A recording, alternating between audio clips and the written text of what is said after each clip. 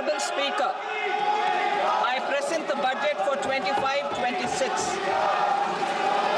This budget continues our government's efforts to A. Accelerate growth, B. Secure inclusive development, C. Invigorate private sector investments, D. Uplift household sentiments, and E. Enhance spending power of India's rising middle class. Together, we embark on a journey to unlock our nation's tremendous potential for greater prosperity and global positioning under the leadership of Honorable Prime Minister Shri Narendra Modi.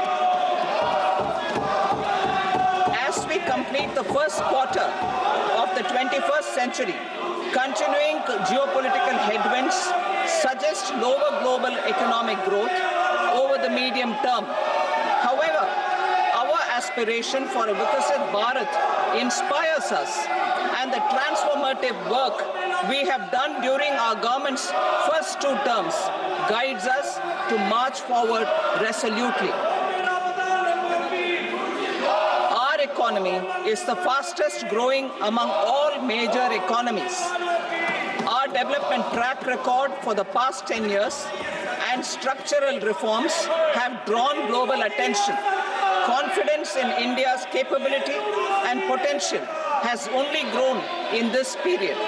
We see the next 5 years as a unique opportunity to realize Sabka Vikas, stimulating balanced growth of all regions. The great Telugu poet and playwright Gurujada Apparao had said, "Deshamante matti kadoy, deshamante manushuloy," meaning a country is not just its soil, a country is its people. In line with this, for us, Vikasit Bharat encompasses zero poverty, 100% quality good school education, access to high quality, affordable and comprehensive health care, 100% skilled labor with meaningful employment, 70% women in economic activities, and farmers making our country the food basket of the world. In this budget, the proposed development measures span 10 broad areas, focusing on Garib, youth, Annadata, and Nari, spurring agricultural growth and productivity, building rural prosperity and resilience, taking everyone together on an inclusive growth path, boosting manufacturing and furthering Make in India, supporting MSMEs, enabling employment-led development, investing in people, economy, and innovation, securing energy supplies, promoting exports, and nurturing innovation. For this journey of development, our 4 powerful engines are agriculture, MSME, investments, and exports. MSME, investments, and exports. The fuel, our reforms, our guiding spirit, inclusivity, and the destination, Vikasit Bharat. This budget aims to initiate transformative reforms across 6 domains. During the first 5 years, these will augment our growth potential and global competitiveness. The domains are taxation, power sector, urban development, mining, financial sector, and regulatory reforms. Agriculture as the first engine. Now I move to specific proposals, beginning with agriculture as the first engine.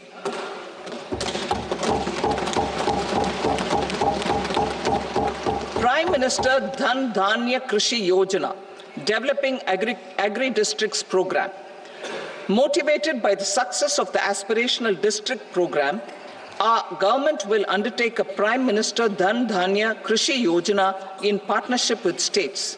Through the convergence of existing schemes and specialized measures, the program will cover 100 districts with low productivity, moderate crop intensity, and below average credit parameters.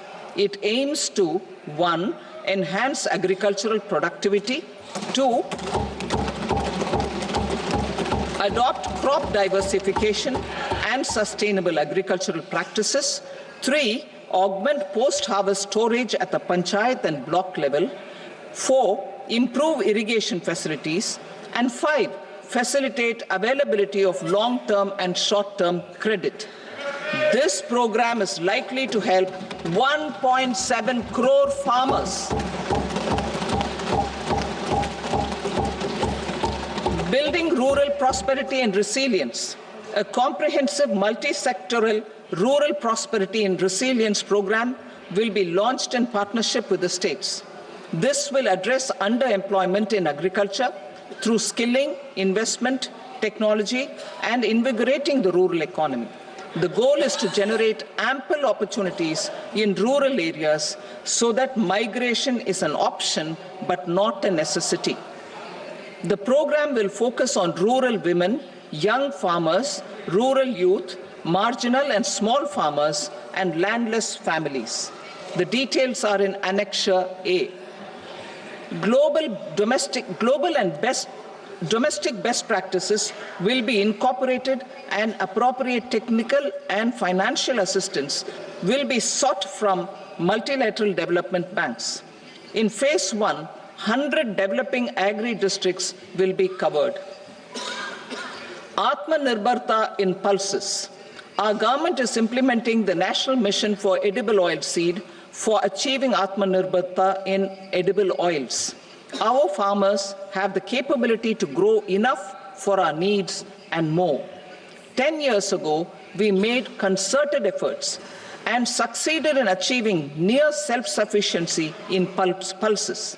Farmers responded to the need by increasing the cultivated area by 50%, and government arranged for procurement and remunerative prices. Since then, with rising incomes and better affordability, our consumption of pulses has increased significantly.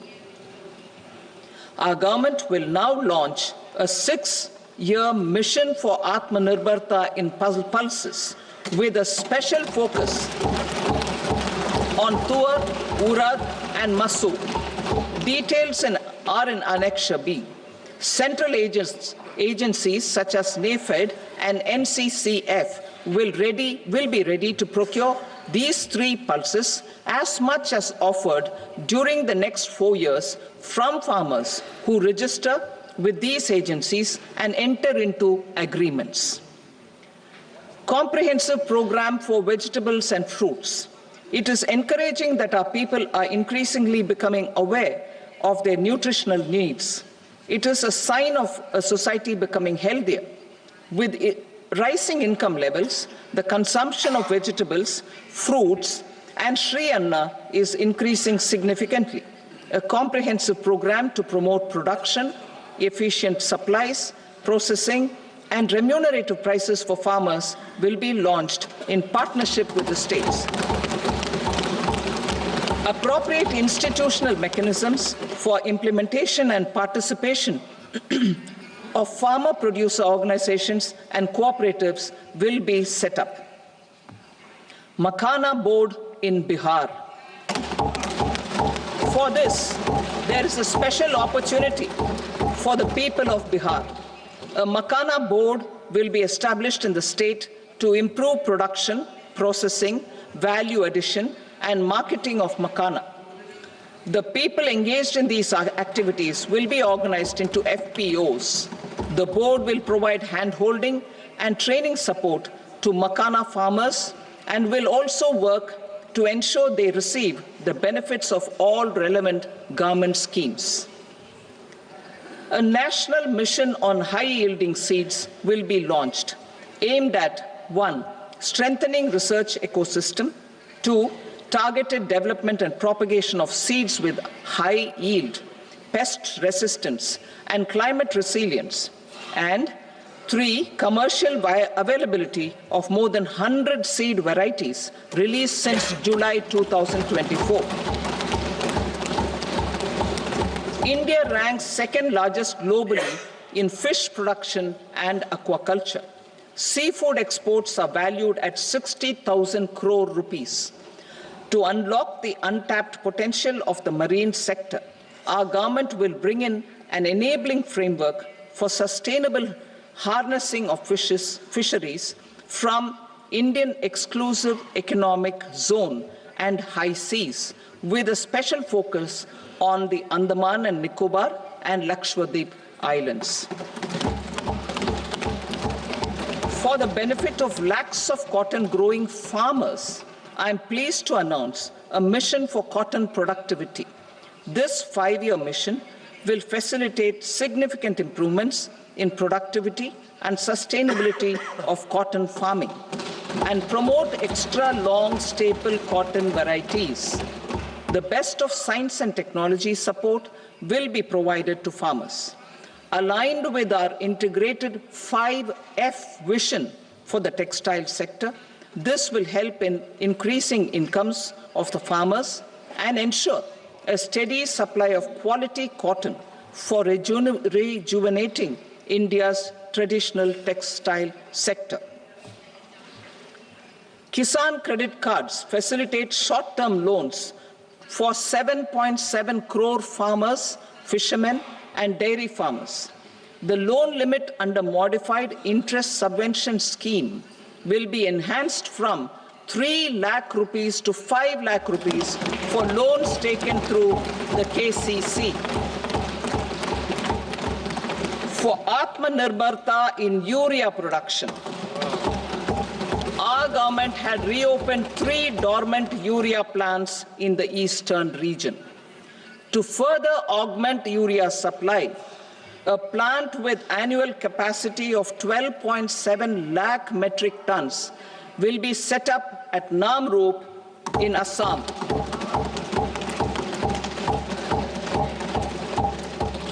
India Post, with 1.5 lakh rural post offices, complemented by the India Post Payment Bank and a vast network of 2.4 lakh Dak Sevaks, will be repositioned to act as a catalyst for the rural economy. Details are at Annexure C. India Post will also be transformed as a large public logistics organization. This will meet the rising needs of Vishwakarmas, new entrepreneurs, women, self-help groups, MSMEs, and the large business organizations. Our government will provide support to NCDC for its lending operations for the cooperative sector. MSMEs as the second engine. Now I move to MSMEs as the second engine, which encompasses manufacturing and services with a focus on MSMEs numbering 5.7 crores. Currently, over 1 crore registered MSMEs, employing 7.5 crore people and generating 36% of our manufacturing, have come together to position India as a global manufacturing hub. With their quality products, these MSMEs are responsible for 45% of our exports. To help them achieve higher efficiencies of scale, technological upgradation, and better access to capital, the investment and turnover limits for classification of all MSMEs will be enhanced to 2.5 and 2 times respectively. This will give them the confidence to grow and generate employment for our youth. The details are given in Annexure D. To improve access to credit, the credit guarantee cover will be enhanced. First, for micro and small enterprises from 5 crore to 10 crore rupees, leading to additional credit of 1.5 lakh crores in the next 5 years.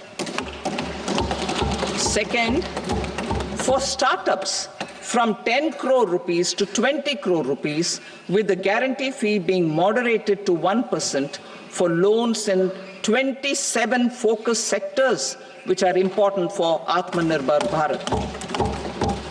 And for well-run exporter MSMEs, for term loans up to 20 crore rupees. Also for the micro enterprises, we will introduce customized credit cards with a 5 lakh rupee limit for micro enterprises registered on Udyam portal. In the first year, 10 lakh such cards will be issued. Fund of funds for startups. The alternate investment fund, AIFs, for startups have received commitments of more than 91,000 crores rupees. These are supported by the fund of funds set up with the Government of India's contribution of 10,000 crore rupees. Now, a new fund of funds with expanded scope and a fresh contribution of another 10,000 crore rupees will be set up. A new scheme will be launched for 5 lakh women, scheduled castes and scheduled tribes, first-time entrepreneurs. This will provide term loans up to 2 crore rupees during the next 5 years. The scheme will incorporate lessons from the successful Stand Up India scheme. Online capacity building for entrepreneurship and managerial skills will also be organized. Measures for labor-intensive sectors. To promote employment and entrepreneurship opportunities in labor-intensive sectors, our government will undertake specific policy and facilitation measures. To enhance the productivity, quality, and competitiveness of India's footwear and leather sector, a focused product scheme will be implemented. The scheme will support design capacity, component manufacturing, and machinery required for production of non-leather quality footwear, besides the support for leather footwear and products. The scheme is expected to facilitate employment for 22 lakh persons, generate over 4 lakh crore rupees, and exports of over 1.1 lakh crore rupees. Measures for the toys sector. Building on the National Action Plan for Toys, we will implement a scheme to make India a global hub for toys. The scheme will focus on development of clusters, skills, and a manufacturing ecosystem that will create high-quality, unique, innovative, and sustainable toys that will represent the Made in India brand. Support for food processing. In line with our commitment towards Purvodaya, we will establish a National Institute of Food Technology, Entrepreneurship and Management in Bihar. The institute will provide a strong fillip to food processing activities in the entire eastern region. This will result in 1. Enhanced income for the farmers through value addition to their produce, and 2. Skilling entrepreneurship and employment opportunities for the youth. Manufacturing mission, furthering Make in India. Our government will set up a national manufacturing mission covering small, medium, and large industries for furthering Make in India by providing policy support, execution roadmaps, governance, and monitoring framework for central ministries and states. Details are in Annexure E. Given our commitment to climate-friendly development, the mission will also support clean tech manufacturing. This will aim to improve domestic value addition and build our ecosystem for solar PV cells, EV batteries, motors and controllers, electrolyzers, wind turbines, very high voltage transmission equipment, and grid-scale batteries. Investment as the third engine. Now I move to investment as the third engine, which encompasses investing in people, investing in the economy, and investing in innovation. Investing in people. Saksham Anganwadi and Poshan 2.0. Saksham and Poshan 2.0 program provides nutritional support to more than 8 crore children, 1 crore pregnant women and lactating mothers all over the country, and about 20 lakh adolescent girls in aspirational districts and the Northeast region. The cost norms for these nutritional support will be enhanced appropriately. Atal Tinkering Labs. 50,000 Atal Tinkering Labs will be set up in government schools in the next 5 years to cultivate the spirit of curiosity and innovation and foster a scientific temper among young minds. Broadband connectivity to government secondary schools and PHCs. Broadband connectivity will be provided to all government secondary schools and primary health centers in rural areas under the BharatNet project. Bharatiya Bhasha Pustak Scheme. We propose to implement a Bharatiya Bhasha Pustak scheme to provide digital form Indian language books for schools and for higher education. This aims to help students understand their subjects better and in their language. National Centers of Excellence for Skilling.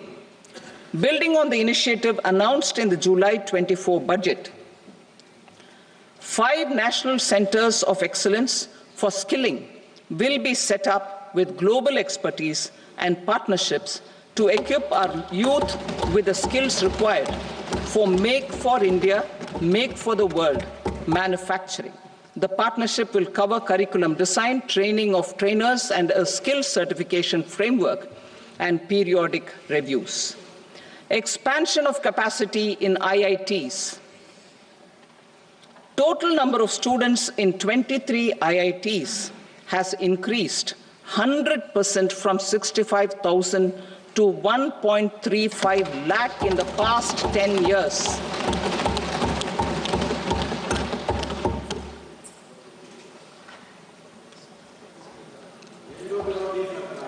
Additional infrastructure will be created in the 5 IITs started after 2014 to facilitate education for 6,500 more students.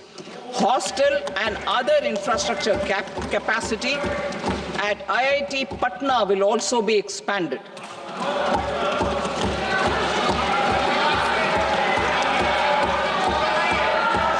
Center of Excellence.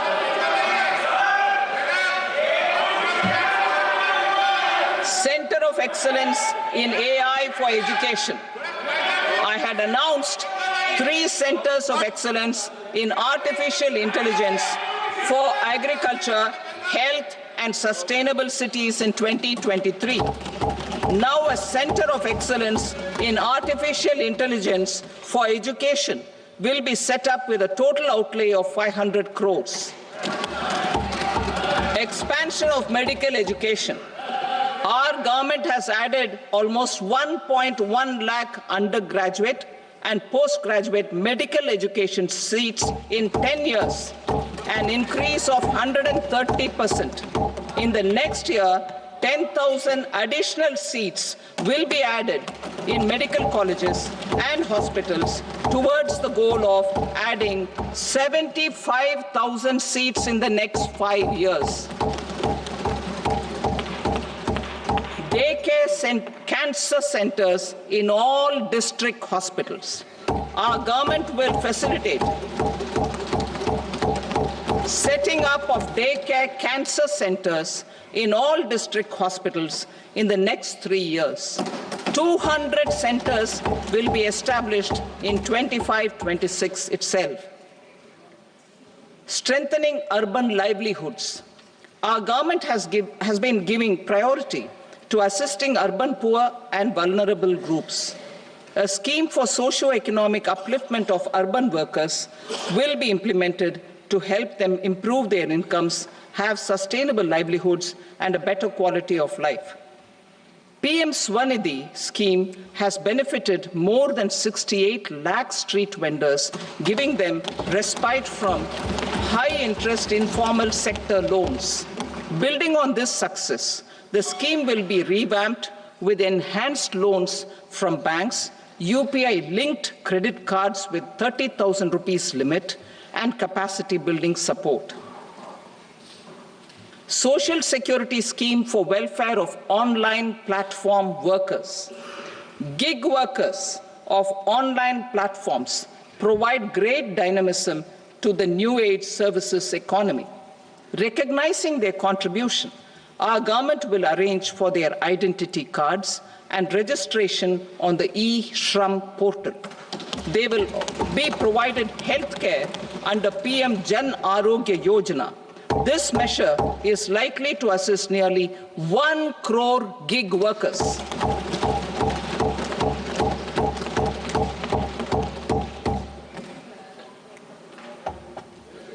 Investing in the economy. Public-private partnership in infrastructure. Each infrastructure-related ministry will come up with a 3-year pipeline of projects that can be implemented in PPP mode. States will also be encouraged to do so and can seek support from the India Infrastructure Project Development Fund, which is a scheme to prepare PPP proposals. Support to states for infrastructure. An outlay of 1.5 lakh crore is proposed for the 50-year interest-free loans to states for capital expenditure and incentives for reforms. Building on the success of the first asset monetization plan announced in 2021, the second plan for 2025 to 30 will be launched to plow back capital of 10 lakh crore in new projects. Regulatory and fiscal measures will be fine-tuned to support the plan. Jal Jeevan Mission. Since 2019, 15 crore households representing 80% of India's rural population have been provided access to portable tap water connections. To achieve 100% coverage, I am pleased to announce the extension of this mission until 2028 with an enhanced total outlay. The mission's focus will be on the quality of infrastructure and O&M of rural piped water supply schemes through Jan Bhagidari. A separate MOU or separate MOUs will be signed with the states and union territories to ensure sustainability and citizen-centric water services delivery. Urban sector reforms. Building on the July budget proposals, urban sector reforms related to governance, municipal services, urban land and planning will be incentivized. Urban Challenge Fund. The government will set up an urban challenge fund of 1 lakh crore rupees to implement the proposals for cities as growth hubs, creative redevelopment of cities, and for water and sanitation purposes announced in the July budget. This fund will finance up to 25% of the cost of bankable projects, with a stipulation that at least 50% of the cost is funded from bonds, bank loans, and PPPs. An allocation of 10,000 crore is proposed in 2025-26. Power sector reforms. We will incentivize electricity distribution reforms and augmentation of intra-state transmission capacity by states. This will improve financial health and capacity of electricity companies. Additional borrowing of 0.5% of GSDP will be allowed to states contingent on these reforms. Nuclear energy mission for Vikasit Bharat. Development of at least 100 gigawatt of nuclear energy by 2047 is essential for our energy transition efforts. For an active partnership with the private sector towards this goal, amendments to the Atomic Energy Act and the Civil Liability for Nuclear Damage Act will be taken up. A nuclear energy mission for research and development of small modular reactors with an outlay of 20,000 crore will be set up. At least 5 indigenously developed small modular reactors will be operationalized by 2033. Shipbuilding. The shipbuilding financial assistance policy will be revamped to address cost disadvantages. This will also include credit notes for shipbreaking in Indian yards to promote the circular economy. Large ships above a specified size will be included in the infrastructure harmonized master list. Shipbuilding clusters will be facilitated to increase the range, categories, and capacity of ships. This will include additional infrastructure, facilities, skilling, and technology to develop the entire ecosystem. Maritime Development Fund. For long-term financing for the maritime industry, a Maritime Development Fund with a corpus of 25,000 crore rupees will be set up. This will be for distributed support and promoting competition. This will have up to 49% contribution by the government, and the balance will be mobilized from ports and from private sector. UDAN regional connectivity schemes. UDAN has enabled 1.5 crore middle-class people to meet their aspirations for speedier travel. The scheme has connected 88 airports, and operationalized 619 routes. Inspired by that success, a modified UDAN scheme will be launched to enhance regional connectivity to 120 new destinations and carry 4 crore passengers in the next 10 years. 4 crore additional passengers in the next 10 years. The scheme will also support helipads and smaller airports in hilly, aspirational, and northeast regional districts. Greenfield airports will be facilitated in Bihar to meet the future needs of the state. These will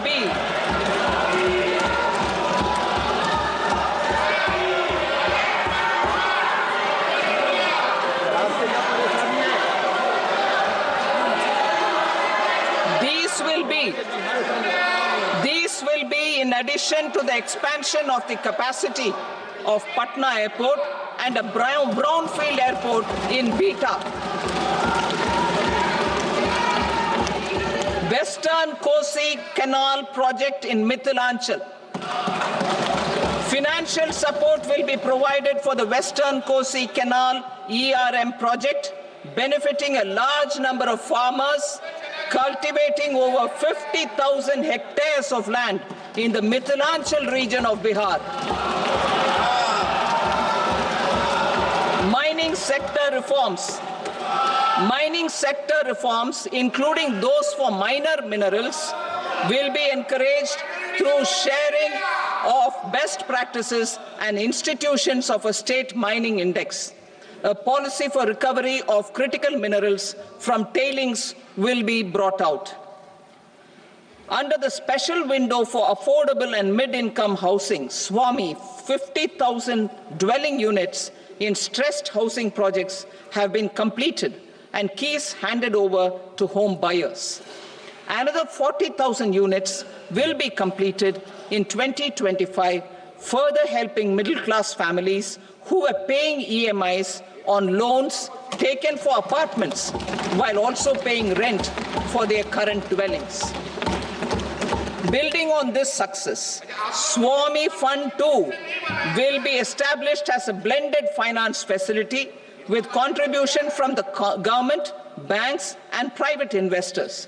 This fund of 15,000 crore rupees will aim for expeditious completion of another 1 lakh units. PM Gati Shakti data for private sector. For furthering PPPs and assisting the private sector, in project planning, access to relevant data and maps from the PM Gati Shakti portal will be provided. Tourism for employment-led growth. Top 50 tourist destination sites in the country will be developed in partnership with states through a challenge mode. Land for building key infrastructure will have to be provided by the states. Hotels in these destinations will be included in the infrastructure harmonized list. The following measures will be taken for facilitating employment-led growth. Organizing intensive skill development programs for our youth, including in institutes of hospitality management. Providing mudra loans for homestays. Improving ease of travel and connectivity to tourist destinations. Providing performance-linked incentives to states for effective destination management, including tourist amenities, cleanliness, and marketing efforts. And introducing streamlined e-visa facilities along with visa fee waivers for certain tourist groups. Continuing with the emphasis on places of spiritual and religious significance in the July budget, there will be a special focus on destinations related to the life and times of Lord Buddha. Medical tourism and heal in India. Medical tourism and heal in India will be promoted in partnership with the private sector along with capacity building and easier visa norms. Investing in innovation. To implement private sector-driven research, development and innovation initiatives announced in the July budget, I am now allocating 20,000 crore rupees for this purpose. A deep tech fund of funds will also be explored to catalyze the next generation startups as a part of this initiative. In the next 5 years, under the PM Research Fellowship Scheme, we will provide 10,000 fellowships for technological research in IITs and IISc with enhanced financial support. The second gene bank with 10 lakh germplasm lines will be set up for future food and nutritional security. This will provide conservation support to both public and private sectors for genetic resources. We will start a national geospatial mission to develop foundational geospatial infrastructure and data. Using PM Gati Shakti, this mission will facilitate modernization of land records, urban planning, and design of infrastructure projects. A Gyan Bharatam mission for survey, documentation, and conservation of our manuscript heritage with academic institutions, museums, libraries, and private collectors will be undertaken to cover more than 1 crore manuscripts. We will set up a national digital repository of Indian knowledge systems for knowledge sharing. Now I move to exports as the fourth engine. We will set up an export promotion mission with sectoral and ministerial targets driven jointly by the Ministries of Commerce, MSME, and Finance. It will facilitate easy access to export credit, cross-border factoring support, support to MSMEs to tackle non-tariff measures in overseas markets. A digital public infrastructure, Bharat Trade Net, for international trade will be set up as a unified platform for trade documentation and financing solutions. This will complement the Unified Logistics Interface platform. The BTN will be aligned with international practices. Support will be provided to develop domestic manufacturing capacities for our economy's integration with global supply chains. Sectors will be identified based on objective criteria. Facilitation groups with participation of senior officers and industry representatives will be formed for select products and supply chains. Through this, there are huge opportunities related to Industry 4.0, which needs high skills and talent. Our youth have both. Our government will support the domestic electronic equipment industry to leverage this opportunity for the benefit of our youth. A national framework will be formulated as guidance to states for promoting global capability centers in emerging Tier 2 cities. This will suggest measures for enhancing availability of talent and infrastructure, building bylaw reforms, and mechanisms for collaboration with industry. Our government will facilitate upgradation of infrastructure and warehousing for air cargo, including high-value perishable horticultural produce. Cargo screening and customs protocol will be streamlined and made user-friendly. Reforms as the fuel. Over the past 10 years, our government has implemented several reforms for convenience of taxpayers, such as faceless assessment, 2, taxpayer charter, 3, faster returns, 4, almost 99% returns being on self-assessment, and 5, Vivad Se Vishwas scheme.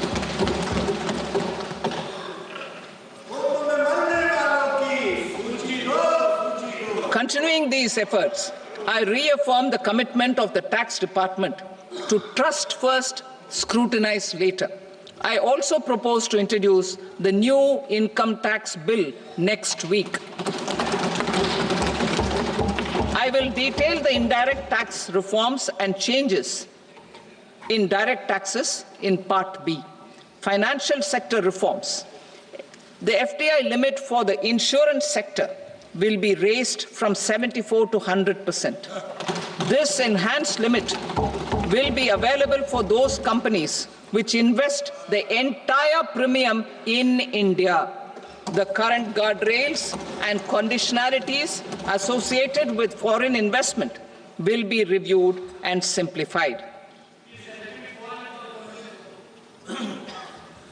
The services of India Post Payment Bank will be deepened and expanded in rural areas. NABFID will set up a partial credit enhancement facility for corporate bonds for infrastructure. Public sector banks will develop Grameen Credit Score framework to serve the credit needs of SHG members and people in rural areas. A forum for regulatory coordination and development of pension products will be set up. To implement the earlier announcement on simplifying the KYC processes, the revamped Central KYC Registry will be rolled out in 2025. We will also implement a streamlined system for periodic updating. Requirements and procedures for speedy approval of company mergers will be rationalized. The scope for fast-track mergers will also be widened and the process made simpler. As proposed in the interim budget, we signed bilateral investment treaties with 2 countries in 2024 to encourage sustained foreign investment, and in the spirit of First Develop India, the current model BIT will be revamped and made more investor-friendly.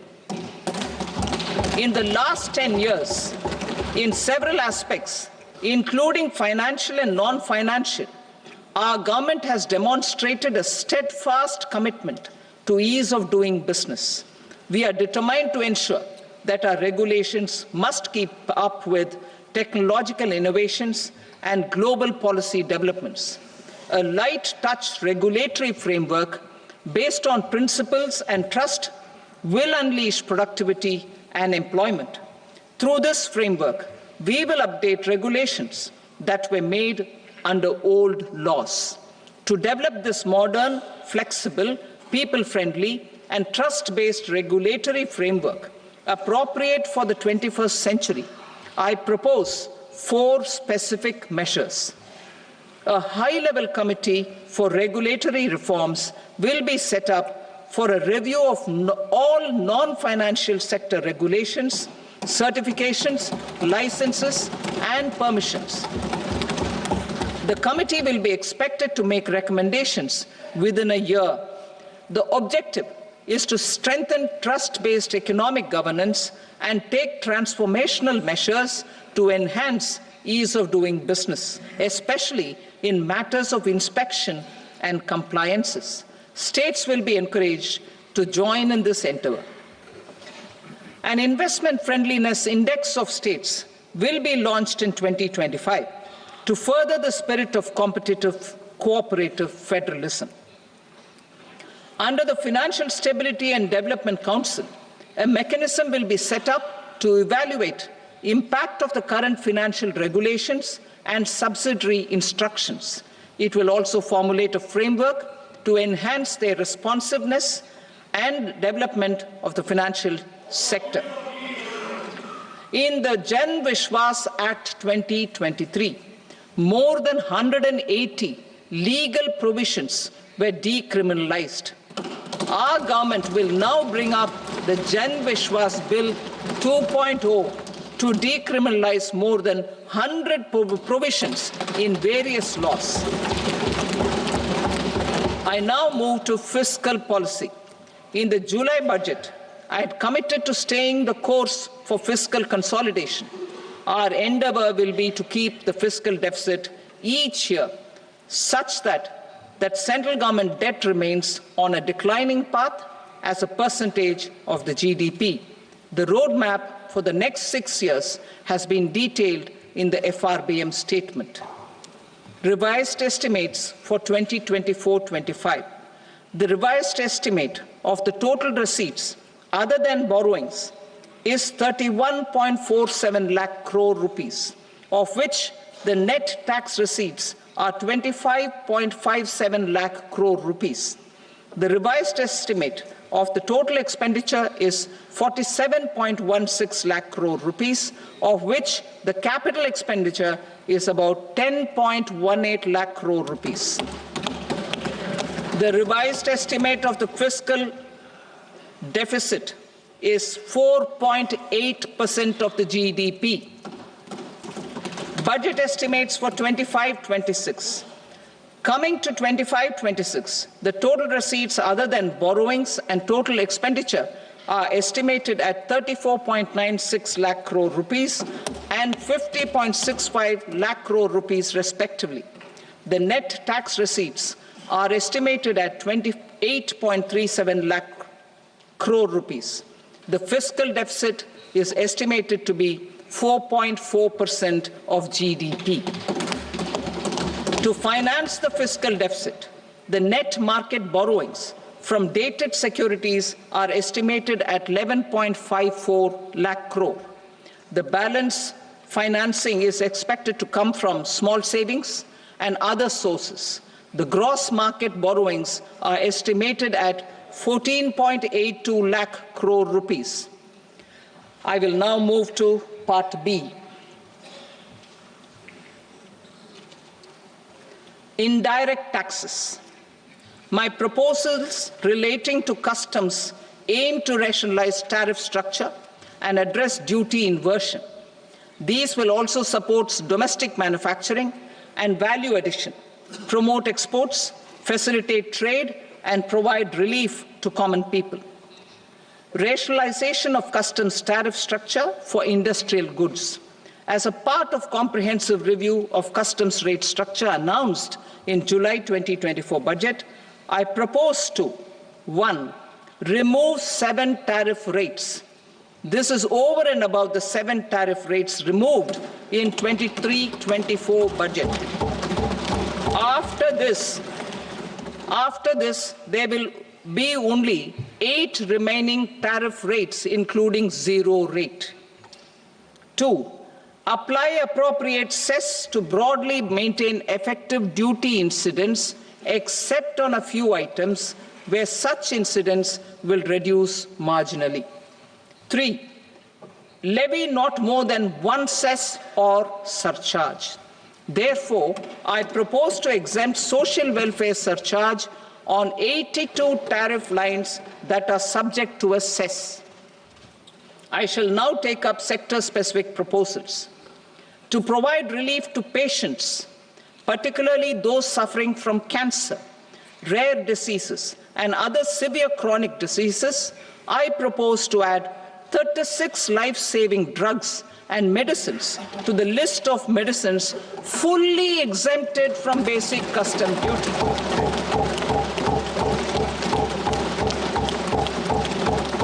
I also propose to add 6 life-saving medicines to the list attracting concessional custom duty of 5%. Full exemption and concessional duty will also respectively apply on the bulk drugs for manufacture of the above. Specified drugs and medicines under patient assistance programs run by the pharmaceutical companies are fully exempt from BCD, provided the medicines are supplied free of cost to the patients. I propose to add 37 more medicines along with 13 new patient assistance programs. Support to domestic manufacturing and value addition. Critical minerals. In the July 2024 budget, I had fully exempted BCD on 25 critical minerals that are not domestically available. I had also reduced BCD of 2 other such minerals to provide a major fillip to their processing, especially by MSMEs. Now, I propose to fully exempt cobalt powder and waste, the scrap of lithium-ion battery, lead, zinc, and 12 more critical minerals.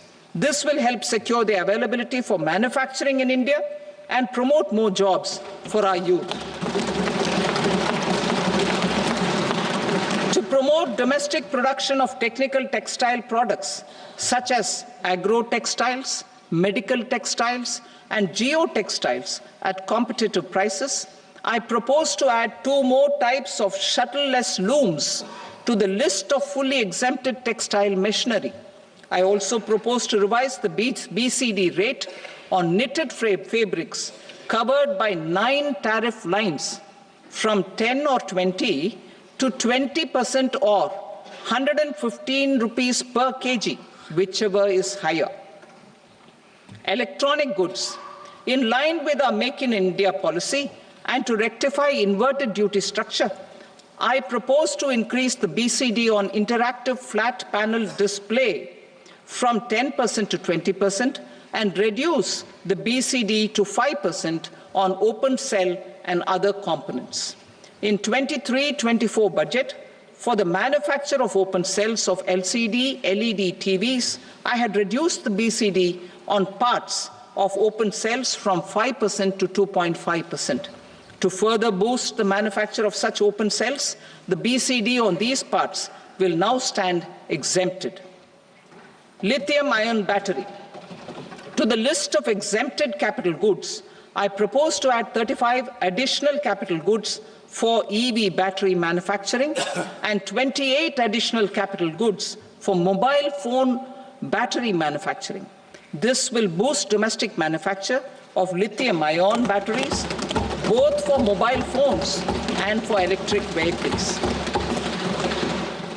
Shipping sector. Considering that shipbuilding has a long gestation period, I propose to continue the exemption of BCD on raw materials, components, consumables, or parts for the manufacture of ships for another 10 years.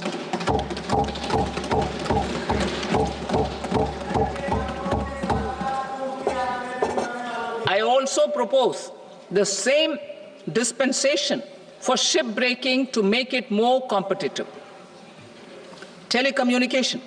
To prevent classification disputes, I propose to reduce the BCD from 20% to 10% on carrier-grade Ethernet switches to make it at par with non-carrier-grade Ethernet switches. Export promotion. To facilitate exports of handicrafts, I propose to extend the time period for export from 6 months to 1 year, further extendable by another 3 months if required. I also propose to add 9 items to the list of duty-free inputs. Leather sector. I propose to fully exempt BCD on wet blue leather to facilitate imports for domestic value addition and employment. I also propose to exempt crust leather from 20% export duty to facilitate exports by small tanners. Marine products. To enhance India's competitiveness in the global seafood market, I propose to reduce BCD from 30% to 5% on frozen fish paste, surimi, for manufacture and export of its analog products. I also propose to reduce BCD from 15% to 5% on fish hydrolysates for manufacture of fish and shrimp feed. In July 2024 budget, to promote development of domestic MROs for aircraft and ships, I had extended the time limit for export of foreign origin goods that were imported for repairs from 6 months to 1 year and further extendable by 1 year. I now propose to extend the same dispensation for railway goods. Time limit for provisional assessment. Presently, the Customs Act 1962 does not provide any time limit to finalize provisional assessments, leading to uncertainty and cost to trade. As a measure of promoting ease of doing business, I propose to fix a time limit of 2 years, extendable by a year, for finalizing the provisional assessment.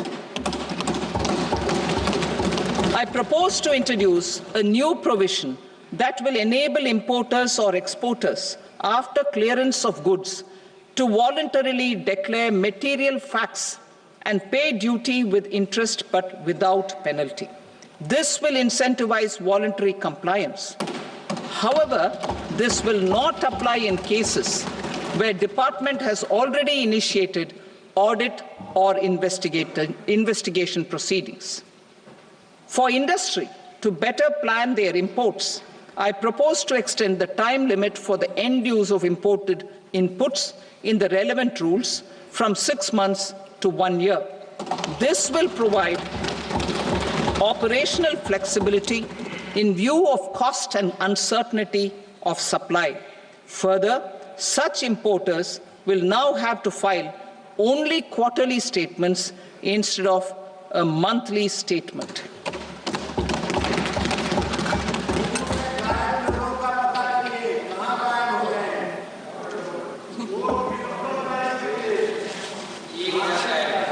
I now come to my direct tax proposals. In Part A, I have briefly underlined taxation reforms as one of key reforms to realize our vision of Vikasit Bharat. In respect of criminal law, our government had earlier ushered in Bharatiya Nyaya Sanhita, replacing Bharatiya Danda Sanhita. I am happy to inform this august House and the country that for new income tax bill will carry forward the same spirit of Nyaya in its drafting as well. The new bill will be clear and direct in text, with close to half of the present law in terms of both chapters and words. It will be simple to understand for taxpayers and tax administrators, leading to tax certainty and reduced litigation. Reforms, however, are not a destination. They are means to achieve good governance for our people and economy. Providing good governance primarily involves being responsive. The Tirukkural captures this in verse 542, which reads, Vaanokki vaazhum ulagallam mannavan kol nokki vaazhum kudi. Meaning, just as the living beings live expecting rains, citizens live expecting good governance. Our government is committed to keeping an ear to the ground and a finger on the pulse and responding while balancing our national building efforts.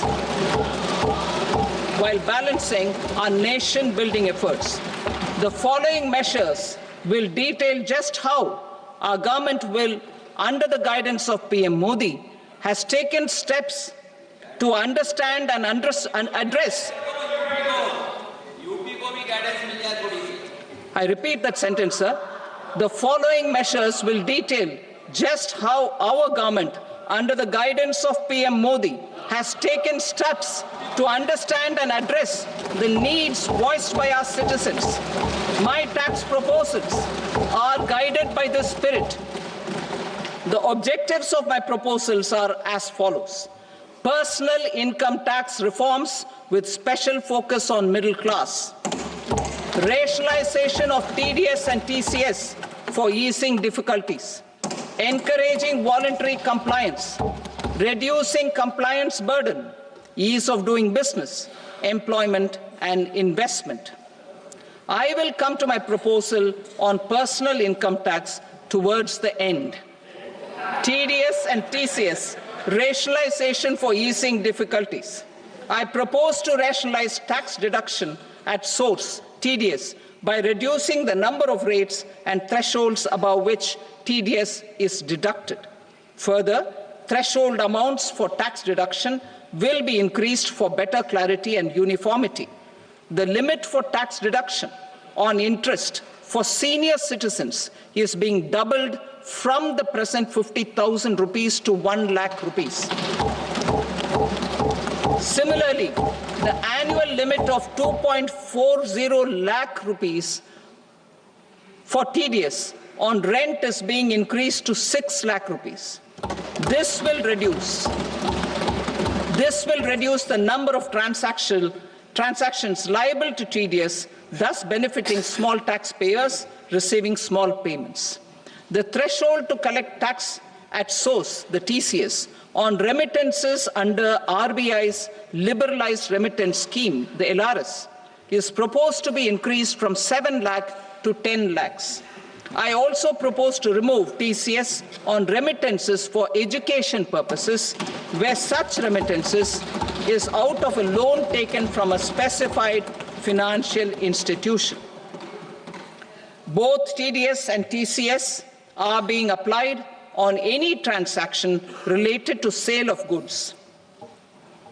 To prevent such compliance difficulties, I propose to omit the TCS. I also propose that the provisions of the higher TDS deduction will now apply only in non-PAN cases.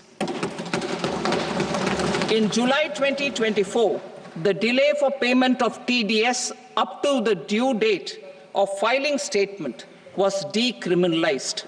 I propose to provide the same relaxation to TCS provisions as well. The government under the leadership of Prime Minister Modi believes in Sabka Saath, Sabka Vikas, Sabka Vishwas and Sabka Prayas.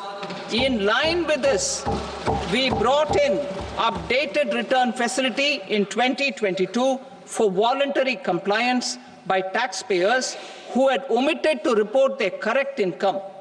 Our trust in taxpayers was proved right.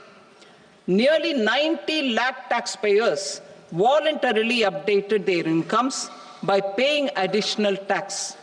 Taking this trust further, I now propose to extend the time limit to file updated returns for any assessment year from the current limit of 2 years to 4 years. I propose to reduce the compliance burden for small charitable trusts and institutions by increasing their period of registration from 5 years to 10 years. It is also proposed that disproportionate consequences do not arise for minor defaults such as incomplete applications filed by charitable entities.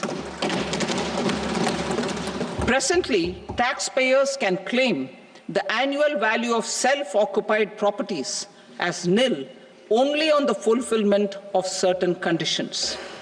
Considering the difficulties faced by taxpayers, it is proposed to allow the benefit of 2 such self-occupied properties without any condition. To streamline the process of transfer pricing and to provide an alternative to yearly examination, I propose to introduce a scheme for determining arm's length price of international transaction for a block period of 3 years. This will be in line with global best practices. With a view to reduce litigation and provide certainty in international taxation, the scope of safe harbor rules is being expanded. A number of senior and very senior citizens have very old national savings scheme accounts. As interest is no longer payable on such accounts, I propose to exempt withdrawals made from NSS by individuals on or after 29th August 2024. I am also proposing to allow similar treatment to NPS Vatsalya accounts as is available to normal NPS accounts subject to overall limits.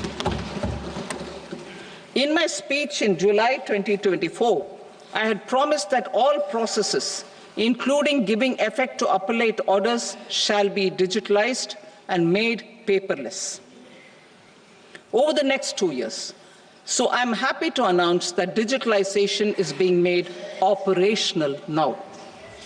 In July 2024, we brought in the Vivad Se Vishwas scheme to resolve income tax disputes pending in appeal. The scheme has received a great response, with nearly 33,000 taxpayers having availed of the scheme to settle their disputes. I have a few proposals to promote investment and employment. It is proposed to provide a presumptive taxation regime for non-residents who provide services to a resident company that is establishing or operating an electronics manufacturing facility. I further propose to introduce a safe harbor for tax certainty for non-residents who store components for supply to specified electronics manufacturing units. Presently, the tonnage tax scheme is available only to sea-going ships. The benefits of existing tonnage tax scheme are proposed to be extended to inland vessels registered under the Indian Vessels Act 2021 to promote inland water transport in the country. Extension for incorporation of startups. We continue to support the Indian startup ecosystem. I propose to extend the period of incorporation by 5 years to allow the benefit available to startups which are incorporated before 1/4/2030. In order to attract and promote additional activities in the IFSC, I am inter alia proposing specific benefits to ship leasing units, insurance offices, and treasury centers of global companies which are set up in IFSC. Further, to claim benefits, the cut-off date for commencement in IFSC has also been extended by 5 years to 31/3/2030. Category 1 and Category 2 AIFs are undertaking investments in infrastructure and other such sectors. I propose to provide certainty of taxation to these entities on the gains from securities, to promote funding from sovereign wealth funds and pension funds to the infrastructure sector.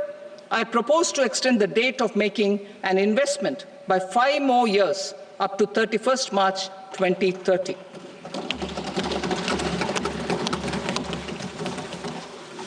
Personal income tax reforms with special focus on middle class. Democracy, demography, and demand are the key support pillars in our journey towards Vikasit Bharat. The middle class provides strength for India's growth. This government, under the leadership of Prime Minister Modi, has always believed in the admirable energy and ability of the middle class in nation building. In recognition of their contribution,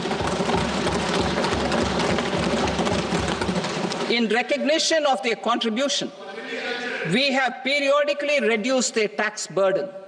Right after 2014, the nil tax slab was raised to 2.5 lakhs of rupees, which was further raised to 5 lakh rupees in 2019 and to 7 lakh rupees in 2023. This is reflective of our government's trust on the middle-class taxpayers. I am now happy to announce that there will be no income tax payable up to income of 12 lakh rupees.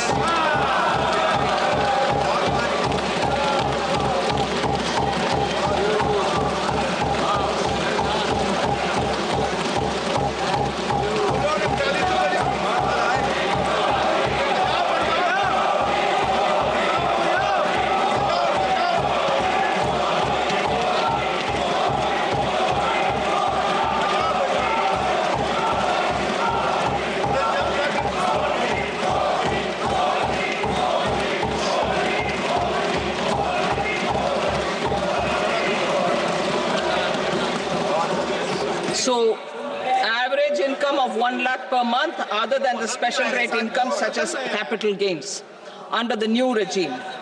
This limit will be 12.75 lakh for salaried taxpayers due to the standard deduction of 75,000. Slabs and rates are being changed across the board to benefit all taxpayers. The new structure will substantially reduce the taxes of the middle class and leave more money in their hands, boosting household consumption, savings and investment. In the new tax regime, I propose to revise tax rate structures as follows: 0 to 4 lakh rupees nil, 4.8 lakh rupees to 4 to 8 lakh rupees 5%, 8 to 12 lakh rupees 10%, 12 to 16 lakh rupees 15%, 16 to 20 lakh rupees 20%, 20 to 24 lakh rupees 25%, and above 24 lakh rupees 30%. To taxpayers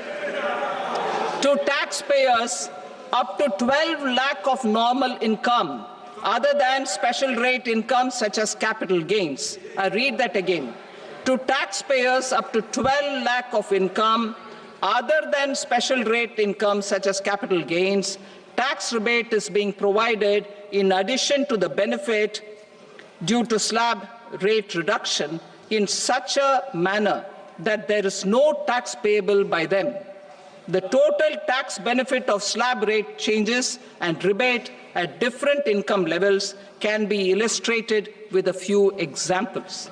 A taxpayer in the new regime with an income of 12 lakh rupees will get a benefit of 80,000 rupees in tax, which is 100% of tax payable as per the existing rates.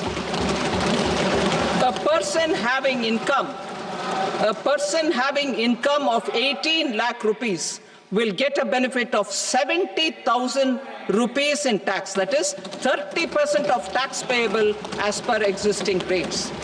A person with an income of 25 lakh gets a benefit of 1,10,000 rupees, that is 25% of his tax payable as per existing rates. Details of my tax proposals are given in the annexure.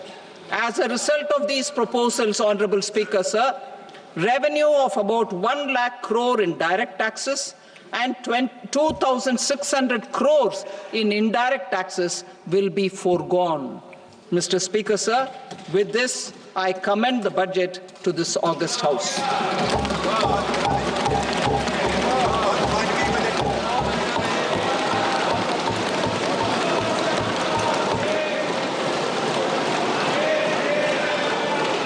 Item number 2, Srimati Nirmala Sitharaman. Sir, with your permission, I rise to lay on the table the following statements under Section 3(1) of the Fiscal Responsibility and Budget Management Act 2003. Medium-term fiscal policy cum fiscal policy strategy statement and macroeconomic framework statement. Item number 3, Srimati Nirmala Sitharaman. Sir, with your permission, I rise to move for leave to introduce the Finance Bill 2025. प्रश्न ये है कि विधेयक को पुनर्स्थापित करने की अनुमति प्रदान की जाए। जो सदस्य इसके पक्ष में हाँ गए, जो सदस्य विरोध में ना गए, मेरे विचार में निर्णय हाँ वालों के पक्ष में हुआ। हाँ वालों के पक्ष में अनुमति प्रदान की जाती है। माननीय मंत्री जी अब विधेयक को पुनर्स्थापित करें। Sir, I introduce the bill. Thank you.